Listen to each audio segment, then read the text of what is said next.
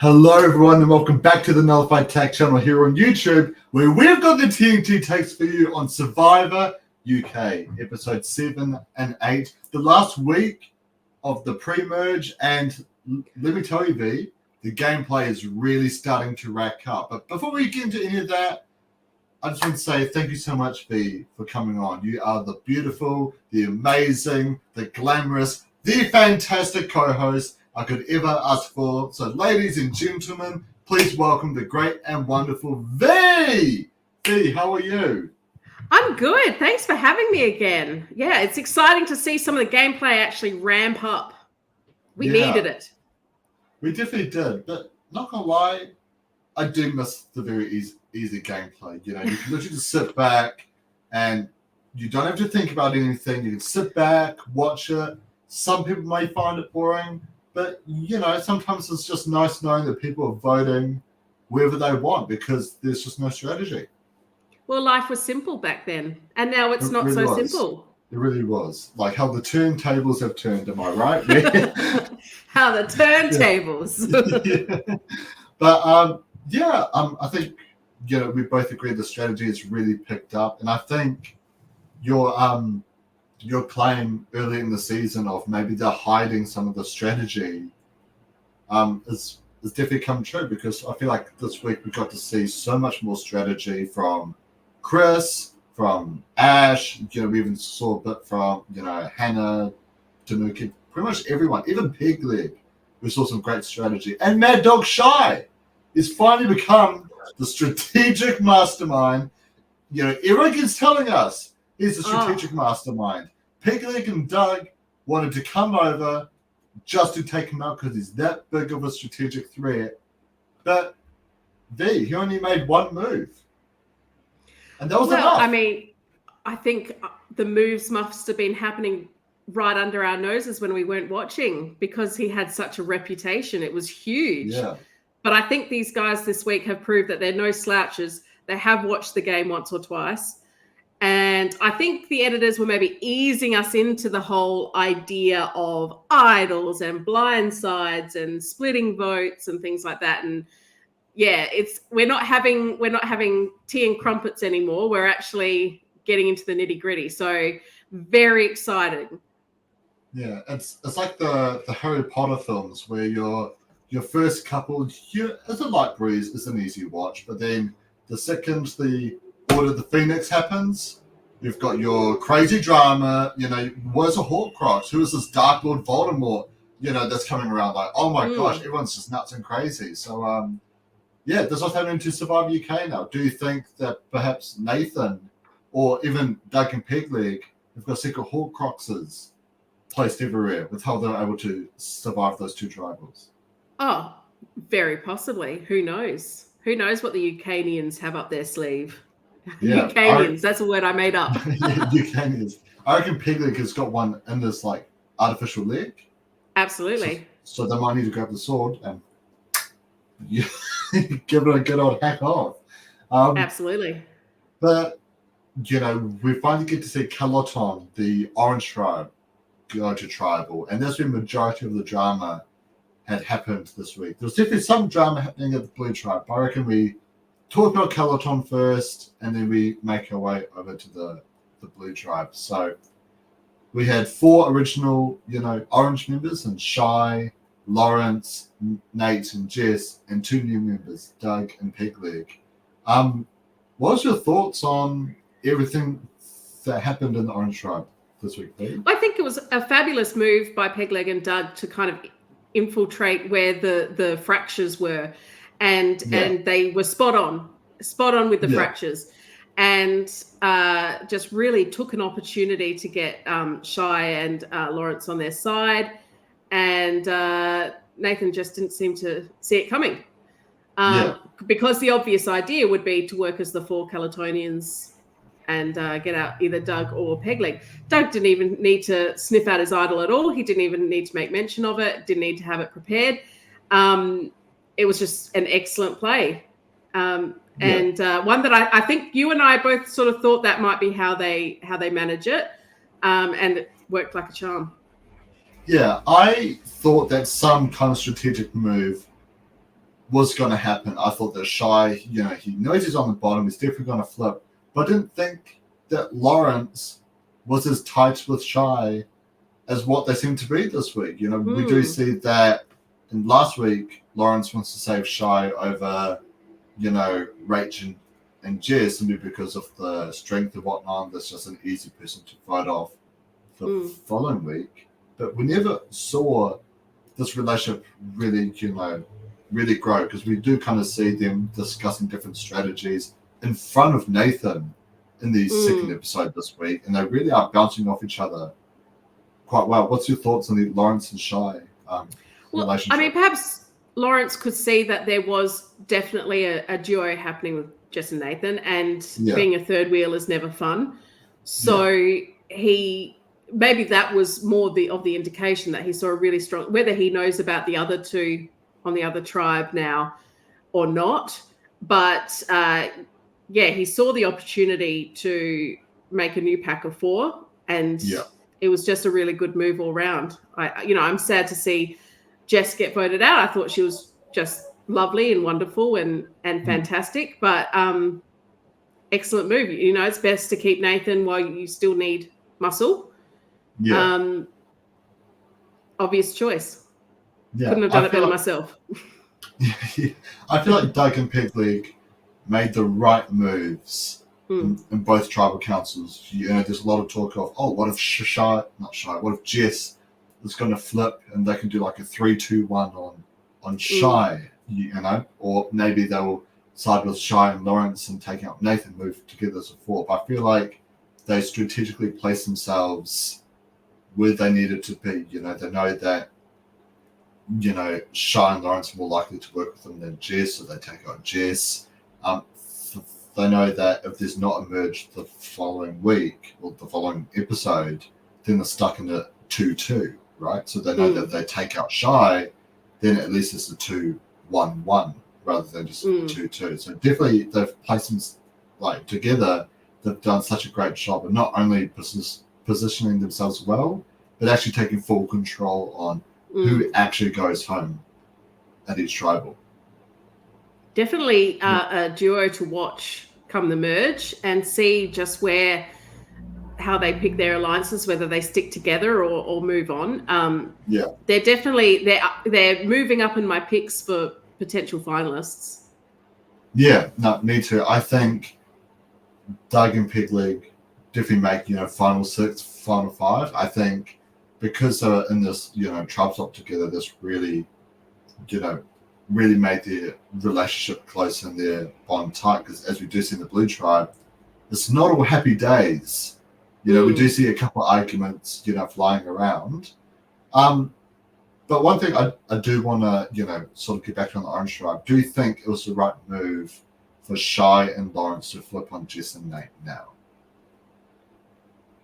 No, probably not. I think the smarter thing for them would be to stay Orange strong going into the merge. I mean, I really do think Doug and Peg Leg were calling the shots. Like you said, they took control of the tribe and they made the decisions. And I really do think Shy and Lawrence were sort of along for the ride a little bit. Because come merge, they really could have made some agreements with Jess and Nathan, just based on the original tribe members. So, no, it was probably not the best idea. Yeah. I do think for Shy, though, it was probably the best idea, just simply based on the fact that he's already on the bottom. Yeah. Where else does he really have to go? And I think for Lawrence, he was voted for by Jess and Rachel. He does consider himself to be the third wheel. I think if they moved together as a 4, that, potentially would have been great for both of them. But I think, unfortunately, they heavily underestimated Doug and Peg Leg. I think so. Yeah. But what was your thoughts on Jess? We haven't really talked too much about her in this recap. What's your thoughts on Jess overall? Well, she was gorgeous. She was a beast. She was she they missed an opportunity with her balance, as that was brought up. Again, as a feminist, I'm always sad to see women get voted out. I don't think that was the conscious decision. I think when you look at strength, you can't dismiss that Nathan is stronger than Jess. It's, there's no competition there. And so I think that was where they were coming from, less of the female issue, more of the muscles issue. So it was sad to see her go, but I just thought it was just so great of Doug and Pegleg to take control like that you couldn't fault it. Yeah.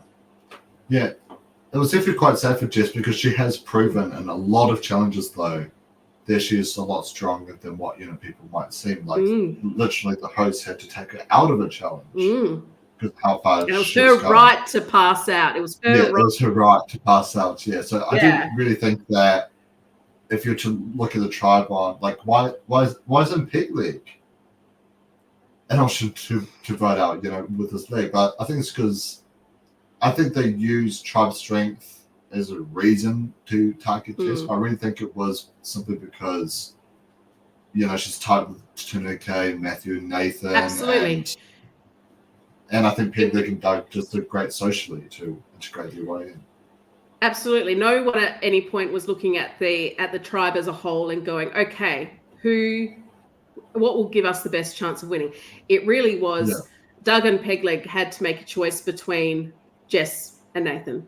They needed one or both, one or either of them gone, regardless of which one. And they saw muscles and thought, well, that's as good a reason as any.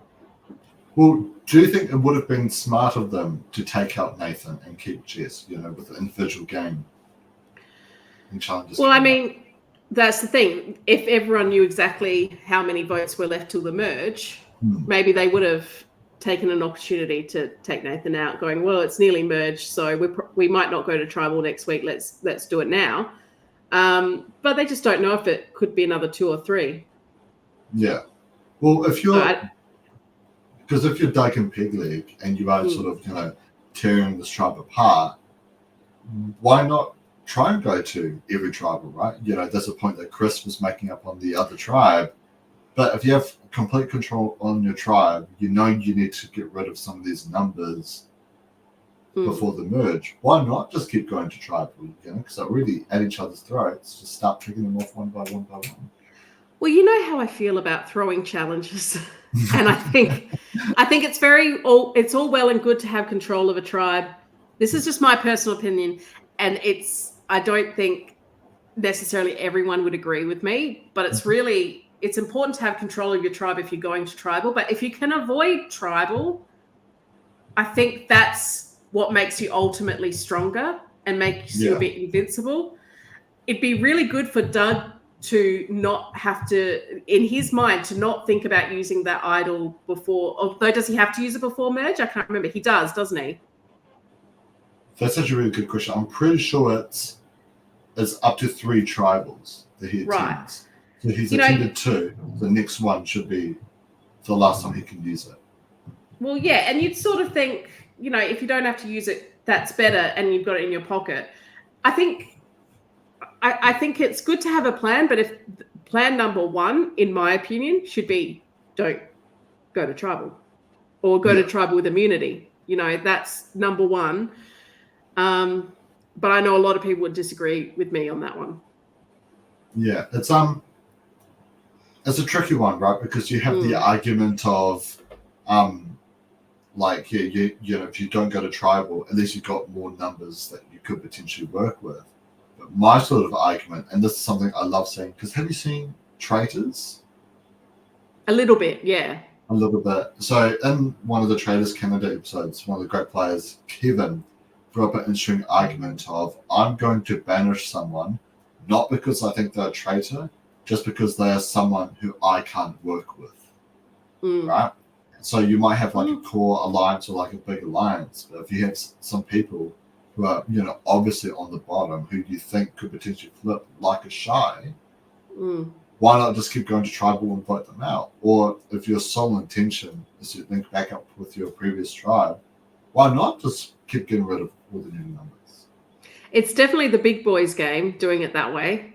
I would be playing the little girls go where I'm too scared to do anything. But yeah, it's ballsy and it's huge. It takes a lot of courage, and yeah, I don't know if I could ever play like that. But this is also the reason. But I wouldn't get off the boat. But this is also the reason why I'll be the first one to vote it out, right? Because I'm like, I'm here to throw challenges and vote everyone out.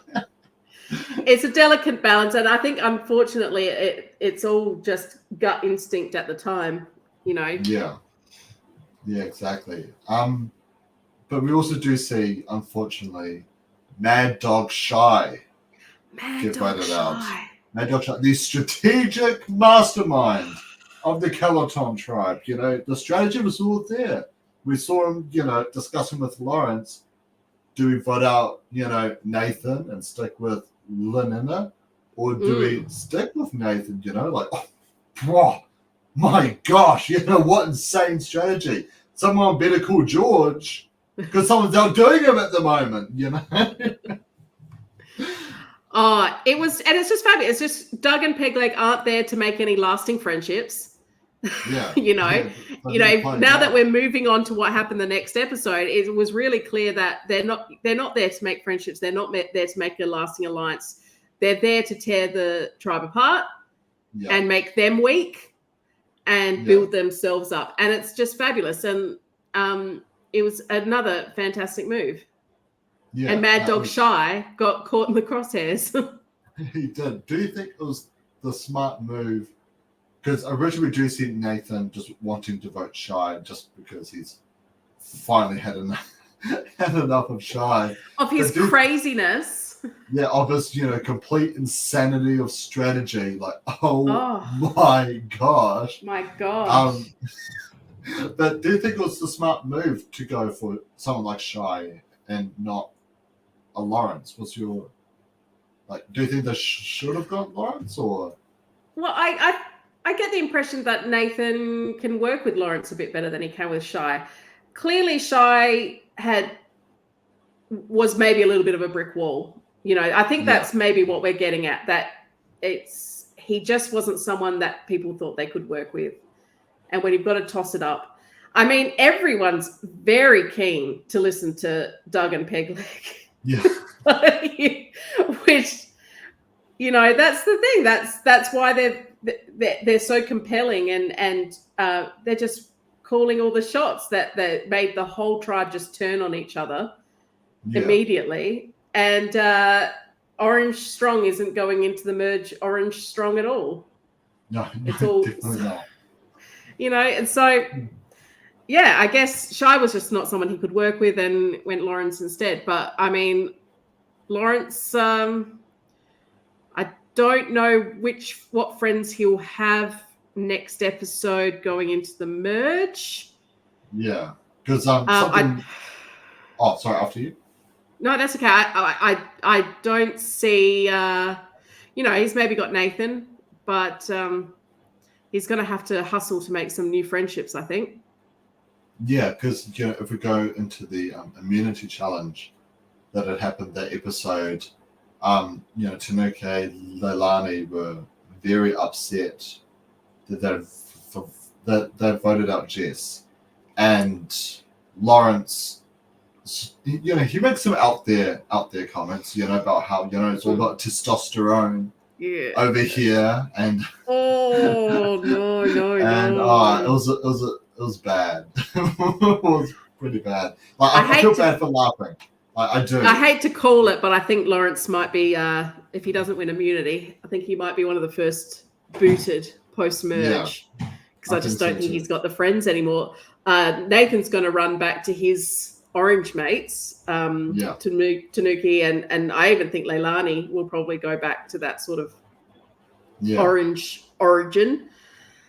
Oh, and poor Lawrence, he's out there making dodgy remarks, which you could tell he was just trying to be. That's the thing, you say things on the fly, and then it's just like, oh no, that didn't sound how I thought, but then I don't have time to explain it. It was a joke. Oh, okay, that's just there now.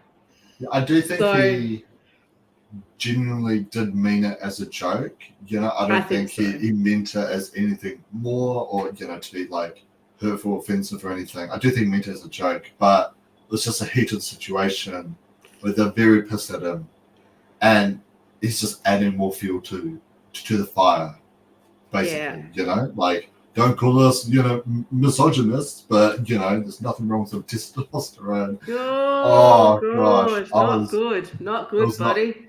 It was not good. That was cringe. I was exactly in the same position as what I am now, as how I was watching the episode, and I was just, I laugh a lot. Like, I laugh at everything. Like, especially when I'm awkward, that's when I tend to really laugh a lot, because I just want to escape, and I was just awkwardly laughing, like, oh, Lawrence. Yeah,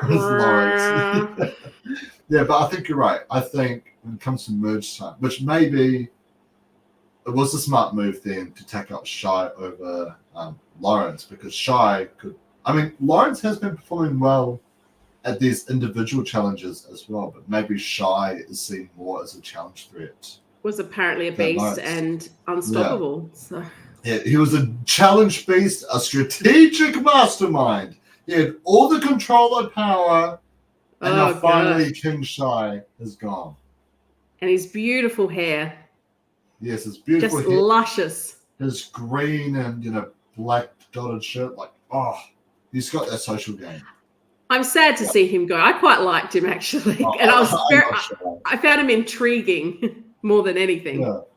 I mean, it's kind of like, I've been rereading some of the Hunger Games books again, right? And I feel like a lot of the times in The Mockingjay Part 1 is sort of telling you, something really important is going to happen, but nothing really happens. The same thing with Shy. It's like, he's a strategic mastermind. He's got to run the game. He's got to do all these dangerous things. And then, but nothing. But there's nothing to show that he's doing any of that. You can't run a game. I don't think I ever saw him in control of the vote. Even I don't know if we ever. I mean, he led the Jess vote, which what a power move. I think if you were to list, tribal councils that are like insanely iconic, you've got, at number 2, George taking out Fraser, and then number 1, Shy taking out Jess, right? I think that was the blind side of all blind side.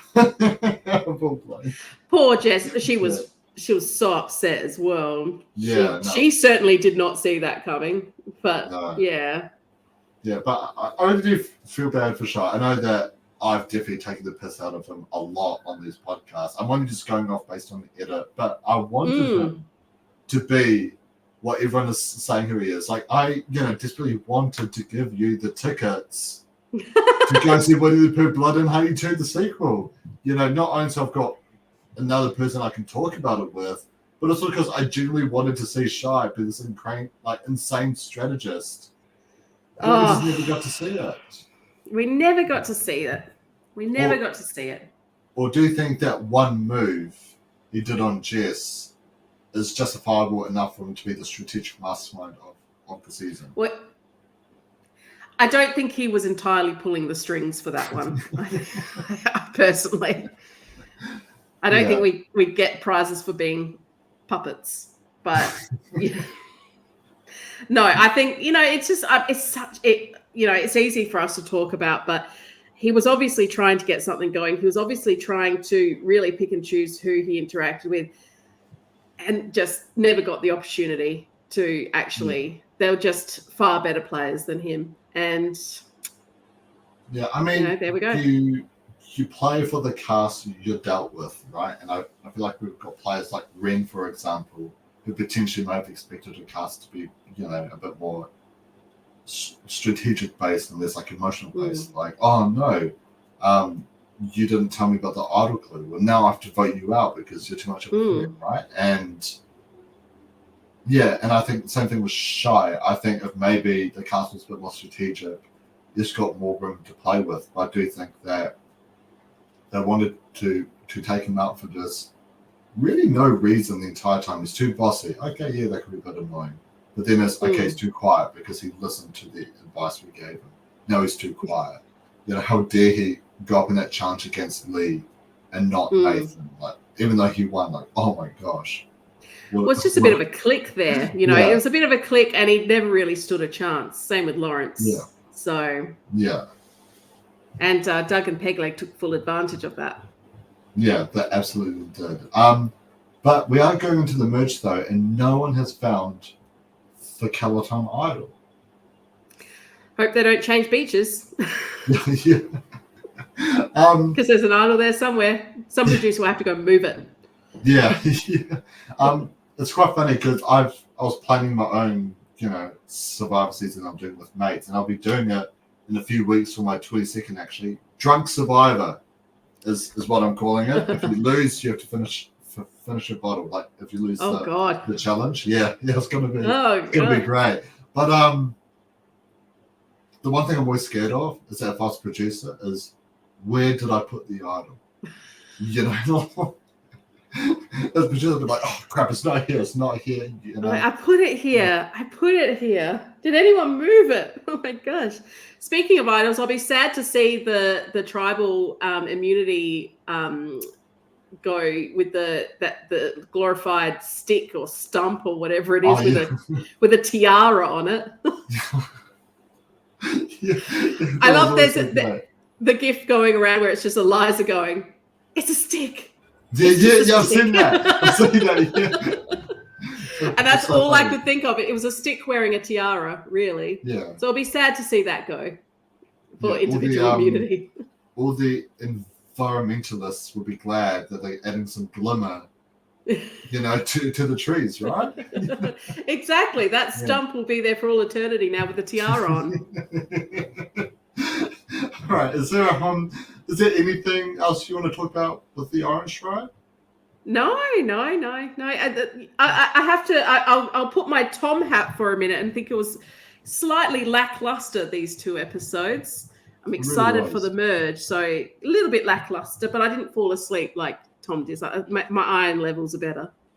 But the thing about Tom is that he falls asleep during really great stuff. He fell asleep during the Ahsoka show. My wife, Shinbani, everyone, she may not know it yet, but I certainly do. He fell asleep during that show numerous times. So does Tom really have any good taste? Probably not. No, it's not probably not. He definitely does not. So is that why he's not here? Did you dispatch of him somewhere? Anyway, so with the Blue Tribe, it's quite funny because even though they did not go to tribal, I feel like everything interesting going on all leads to the Blue Tribe. They've got interesting dynamics happening. Yes. So we do see that Chris, he's really starting to play the game extremely hard now, and he recognizes that if they just keep losing the challenges and voting off the original Peloton, then numbers will be potentially a bit more even, or there'll be more control when it comes to merge. What did you think of Chris? I mean, I think you know what I think. He's putting the big boy pants on. He's flying too close to the sun. I mean, but who was Lee had a point with the way you throw a challenge. Little less obvious than Chris was doing. Yeah. With the handstands and the cartwheels and the dicking around generally, and then they won. Yeah, they still won. I found that so funny. It was because the Orange Tribe had like a letter that was like facing the other way. Yeah, it was just a swapperoo. That would be the only reason, and that's so. Look, I like that. I like Chris, and I think that he's got ideas, strong ideas. I would play a little bit more under the radar, but he's choosing not to, which I think could bite him in the bum. Yeah. I can see Lee bristling. They had that altercation, and really the bottom of that altercation that Lee and Chris had was that it wasn't Lee's idea. Yeah. I think that when we get to the real nitty-gritty, there was an idea going on that he wasn't in charge of. And you could tell that really pissed him off as the godfather. that he wants to be in charge of every move that happens within that tribe. And Lee was quite right. You don't do it by doing cartwheels and stuff. You've got to be a lot more strategic than that. So, yeah, that was a really interesting dynamic. I don't think those two will stick together come merge. I think they'll branch off into their own packs because I don't see Lee and Chris being able to work together long term. Yeah, I think for the first few merge votes, they will stick together because I think it really is just such a strong blue versus orange mentality going on. But I do think that Chris is going to flip against Lee, and I do think Chris might actually take out Lee just sort of based on how the edit is going, because we do see all the time Chris having really great social bonds, you know, with Leilani, you know, with Matthew Tanuke, you know, and even people on the other tribe. He was cross-communicating with Lawrence, right? I do think that Chris has the social capital to take out someone like a Lee, whereas someone like a Lee may not essentially have the same social capital as Chris. Sure. I think Lee does it in a little bit of a different way that we didn't see much these 2 episodes, but, you know, as that real leader. But you can tell if he's not the leader, he may not have that social capital to fall back on. So if he's not in a position that he's put himself in and it's all working to his advantage, he may not be able to sort of pick up any broken pieces. Whereas, Chris is being everyone's best friend, chatting to everyone, lovely to their faces, you know, suspicious behind their backs, asking all the right questions, making some big moves. I mean, I still maintain that we'll see Chris as a finalist. I picture him in the top 3. Yeah, it's quite funny because I want the top 3 to have Lee and Tanuke in it, because I think that they will have the most interesting stories and strategies on getting there. But I don't think it's going to happen, unfortunately, because I do think Lee is in a wee bit of trouble sort of mid-post merge. I do think Tanuke is in a lot of trouble early merge, because I do kind of see everyone thinking Nathan and Tanuke potentially being the power duo, and that's good. Boom, Nathan and Tanuke. She's got a lot of strength behind her that people might find threatening, whereas Lee's been able to downplay his strength quite a bit. Yeah. So, but something that I want to add on to though about Lee's argument, I think one thing Lee has done extremely well is he unites his tribe. You know, he unites his team, unites his alliance and everything. And I think how I saw his argument coming from was we do everything as a 4. You know, we are a 4-person alliance, not an individual alliance, right? So if we throw a challenge, we throw it as an alliance. If we win a challenge, we win it as an alliance, rather than you know, doing cartwheels on on our own, right? So I do see that argument from Lee, but if, you know, this tribe had gone to tribal, what do you think would have happened? Do you think? Oh my gosh. Yeah, it would have been blue versus orange. Leilani in the orange group as well. I think it would have been, I think it would have been one of those guys on the chopping block. I don't know. I haven't thought about it. Do you think Chris would have flipped to take out Lee? No, not this early, I don't think. Not this early? I mean, he loves a bold move, but I think he's still quite tribal at this point. Yeah. Which is why the Ren vote surprised me so much. There's still such strong tribal lines. I do think it would have been one of the original orange going home. Yeah. I think the Lee vote will come in a time that makes a bit more sense for Chris. Yeah, absolutely. I do think in this Chris versus Lee debate, I think Chris will definitely take it out. But I see a potential shy situation with Chris, because I do think you're right. He is flying too close to the sun. So I think once he makes a big, bold move, everyone's going to turn on him. Yes, he's putting targets on his back, and I don't know if he's conscious of that, because he was being so silly during the challenge for everyone to see. I mean, gosh, how can you not be one of the orange people and look at that and not see what was going on. You know, I'd see that and feel very, very frightened and go, oh God. So I think he may have the potential to make big moves and make them a bit too messily, if that makes sense. I think so too. Yeah. I think that could be his downfall. I still think that he is a contender, that he could be right up there if he manages to cover his tracks a little bit and be a bit sneakier. Yeah. What did you think of the letters from home segments that we Yawn. Yawn? Oh, look, lovely. You know, we always have to do it. You know, it's lovely.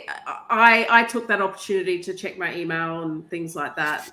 You know, just because I mean, these segments, there's never anything interesting. You know, what could be interesting about them? It's like, oh, your kids miss you. Oh, your wife misses you. Oh, your husband misses your mum. Yeah. Oh, okay. I don't know his mum.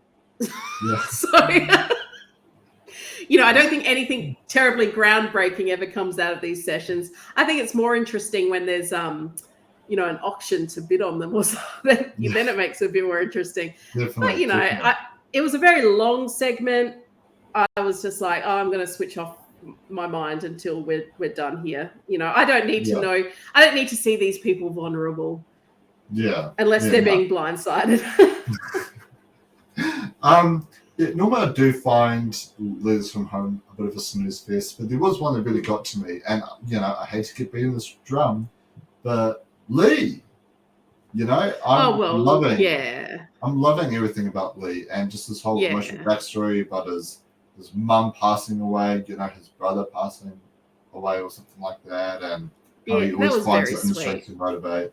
Yeah, and I feel like, because I keep seeing online, Lee gets so much flack, he gets so much hate from week 2, how he, you know, wanted to target, you know, the blondes and whatnot. I do think if you watch more of this game, it's just so much more than that, and I feel like even though he's not playing probably the greatest game, you know, in the perfect scenario, he would not have had that argument with Chris.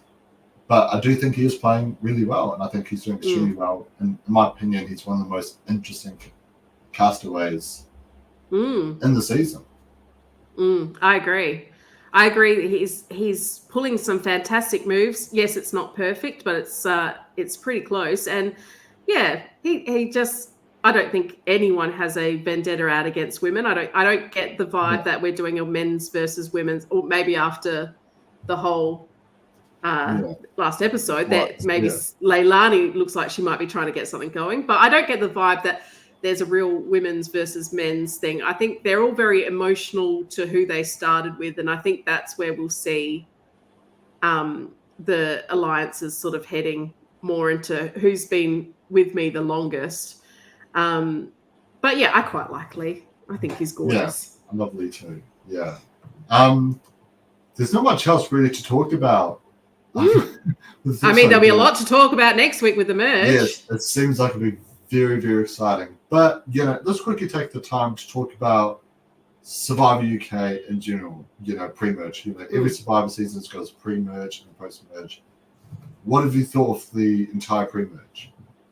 I mean, I like that we were right about the edit, that we are seeing the strategy. They're not playing Survivor for Dummies. It's great to see that those thoughts are there. I quite enjoy the season. I quite like the castaways we have. You know, I've been genuine. I was really sad to see Ren go. We've seen some compelling people leave, which is always a good indication if you care about the people leaving.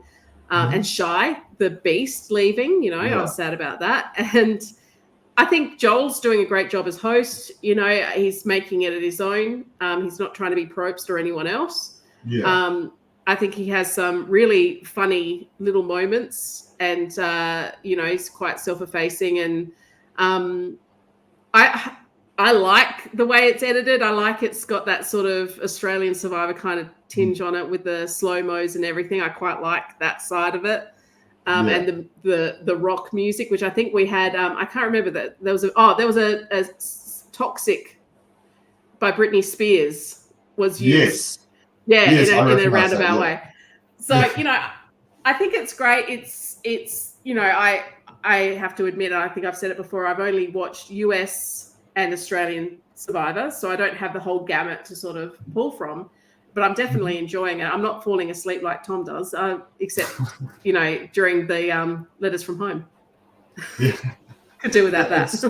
It's really interesting because I think people are so used to just, extremely fast gameplay, like insane blindsides. Well, you had one, Shy take out Jess. Like, wow, put Shy on the next Game Changers. If there's ever a international heroes versus villains. Yeah, he's the greatest villain of all time. He's the biggest all-star. Put him on Winners at War. Even though he didn't make a merge, he's a winner in my eyes because he was a strategic mastermind. Best hair, if anything. Best hair. Best hair. Brains vs. Brawn vs. Beauty. He's all three. All three. Exactly. I'm struggling to know what tribe to put Gone too soon. Gone way too soon. But I do think, even though it's a bit slow, and I understand that argument because of the fast pace of American Survivor. I mean, I've said before, I'm turned off by American Survivor. I'm not even watching the recent season. I keep up to date with small things to happen, like here and there and whatnot. Because obviously the auction came back, so I was interested to see what the new auction was going to look like. Even then, I was still pretty disappointed. Like, only the new era can make old stuff still look shit. So, but I love Australian Survivor. I enjoy South African Survivor. I feel like Survivor New Zealand. Now, this might be biased as a Kiwi. I do know that us Kiwis, we are also terrible at strategy because all we want is just eat, your classic fish and chips on the beach. But the strategy was starting to pick up. Season 2 improved a lot from season 1. We saw it in Australian Survivor. Season 1 was a bit of a dud, but season 2, for me personally, was the best season of all time. It beats any returning season and newbie season. That's just my personal thoughts. And it's picked up and improved ever since then, right? And I think we just need to give it time, let it grow, and I think it can be a beautiful masterpiece. I think at the same time, enjoy the slow pace. I love that we're, everyone, I've seen this debate online a lot, about everyone wants to, go back to the basics season, right? We've got no idols, no advantages, complete old school. I feel like this is as close as you're going to get. And I think it's great. I agree. We had a taste of that in the first couple of episodes. I don't think idols were even mentioned until episode 3 or something. So, I quite liked going back to simpler times, especially because we did then pick up into something else. Yeah, exactly. And I think, if anything, this season is telling us a beautiful story of all the different characters. I think, especially going into the post-merge, I genuinely feel like I know everyone. Yeah. And we haven't had many sob stories, whereas you only know everyone in American Survivor because of their sob stories. And with Australian Survivor, even though I love it, you only really know 5 people across the whole season. But I'm loving where this is going, and I'm really excited to see Shy come back from the edge of extinction. He's going to beast it out. He's going to strategically mastermind everyone, and he just somehow wins all the prize money. Oh, well, surely he's got to find a way. I mean, I'm someone who loves Edge of Extinction. I'm going to say that publicly. I love Edge of Extinction as a twist. I think there are tweaks to it that I can heavily improve it. But I do think overall I love the Edge of Extinction and what it can bring to the season. This is an argument I've had with Chris, for months and months. It's going to lead to years and years as well. So if Shy came back, I'll be the first one to stand up and start applauding. I will not complain. Even if he was given a super idol, no complaints. I'd just be like, again, we were not shown any of this, and now he's back. It's literally like with in line Star with Wars, Star Wars: The Rise of Skywalker. There's if you're a Star Wars fan, just want to drop a cheeky plug. I did just do a podcast with a close friend of mine, Everett, who's also a professional filmmaker as well in the States and also in New Zealand. So if you want to hear a filmmaker's perspective and two nerds' perspectives and two friends' perspectives, you know, we've both made short films together as well. Come and check it out. We talk about the new Star Wars projects and the old projects that Disney has done and potentially how it could have improved. But in The Rise of Skywalker, which is movie number 9, there's a big bad villain that returns, the main villain of the entire Star Wars franchise, Emperor Palpatine. And the only thing that tells you how he returned. Sorry. The line of dialogue is literally somehow Palpatine has returned. That is the only way they explain him coming back. And I would love it if we just reached the finale episode and Shai is just there. And we just get confessional from, like, let's say, I think Ash is going to make it towards the end as well. So, you know, from Ash is just like, somehow Shai has returned. I'll be like, you know what? That is beautiful storytelling. That's fantastic. He used his shirt and he turned it into camouflage. He became... He was there the whole time. Yeah, he became the hidden immunity item. Yes. And wore a tiara. And he wore a tiara, you know, and his fabulous shirt, fabulous hair. But yeah, is there anything else you want to talk about with the 2 episodes or no, I'm looking forward to seeing the individual immunity idol, which I guess will be a rock wearing a tiara around your neck. You know, prove me wrong. It'll be a rock with a bracelet. Yes, a rock with a bracelet. I will miss that stump with a tiara. I'll miss it. Yeah, me too. We do have an exciting announcement to drop though, V. Next week, not only is Tom, I mean, I'm pretty sure he's coming back. He's been working a lot, the cheeky little bugger. But no, he should be back next week to give us his, you know, last takes on the last couple of weeks, and also the merch recap. And we have a very special guest, a famous, legendary Survivor YouTuber, will be joining us, V, for the merch recap next Wednesday. Well, Wednesday, New Zealand time. But we'll probably post it on Thursday. I'm not sure. But yeah, for those who are new to the channel, thank you so much for checking us out. Please hit the subscribe button down below and leave a like, leave a comment. Tell us your thoughts on this, on the pre-merge. You know, what do you think of Survivor UK so far? What's your thoughts for the merge? You know, what's your thoughts for the very end? I love seeing all of it. Thank you so much, everyone, and we'll see you next week with a very special guest. Ooh! All right. Have a good one, everyone. Bye.